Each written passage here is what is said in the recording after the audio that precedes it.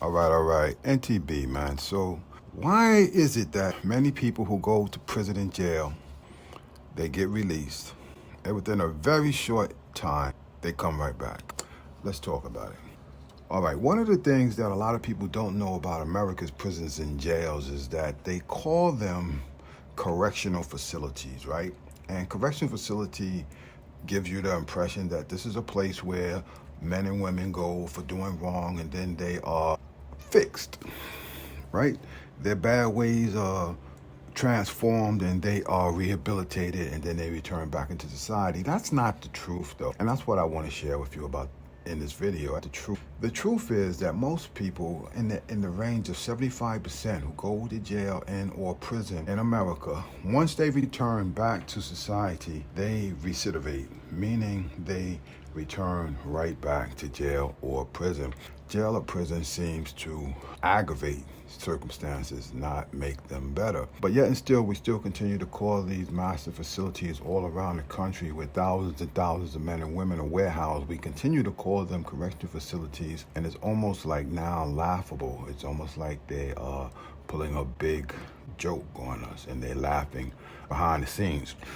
There's a number of theories of punishment in the criminal justice system and criminology. They'll teach you that there's, like, why do we punish people? We want to deter them. We want retribution, meaning an eye for an eye, get back.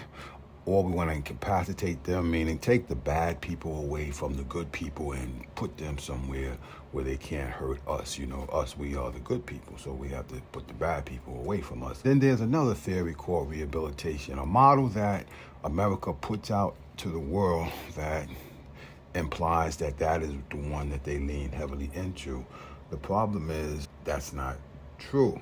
And I came to that realization not just by reading a number of books and journals and scholarly articles on criminal justice and the American criminal justice system, but I learned it through firsthand experience. I remember when I was a young man, 17 years old, arrested for armed robbery offenses and sentenced to 12 and a half, 25 years.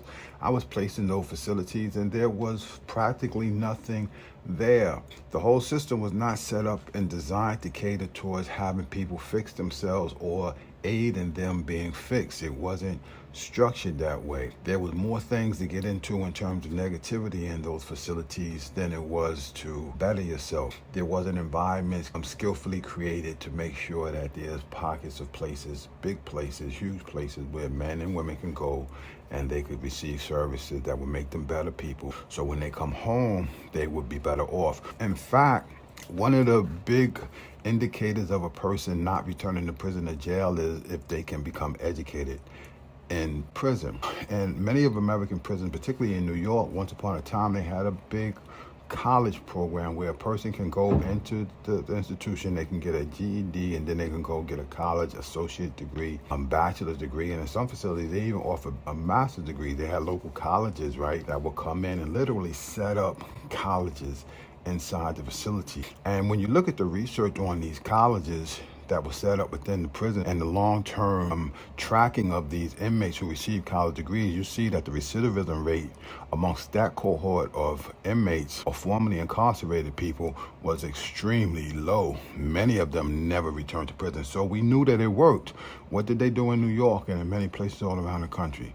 They took the college out of the prison. Why? Because they said, we don't want to educate these people. Why are we using our taxpayers to educate these people? They flipped out. The politicians then bended to the will of the people and they removed the colleges from the prisons. And so you took a lot of hope away. So a lot of men who are serving 10 years, think about it. A man or woman is sentenced to 10 years in prison, right? And which one, from a mindset point of view, would you think would be more healthy? A man or a woman who's in there for 10 years, they enter there and their counselor tells them, listen, you're here for 10 years, you got to do your time. You did the crime, you got to do your time. But here's what can happen. They have a college program here where you can go and you can get an associate's degree, you can get a bachelor's degree, and in some facilities they even had a master's degree. So you can leave the facility not empty-handed. You can leave this facility with education and an opportunity once you arrive back into society to get a really, really good position, earn a livable wage, and pick your life back up.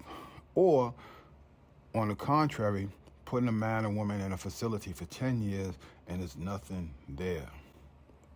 They're 20 years old, 21 years old, and there's nothing there. So they're going to come home with nothing. They're going to be a 30-year-old man, woman with nothing, no skills, no education. Which of those two do you believe is going to be better place, better position to be successful in life? Everybody with half of a mind will tell you that the one with the college degree is going to do better. All the statistics show the one with the college degree is going to do better. Correctional facilities, these are prisons. These are not places that's designed to correct anybody.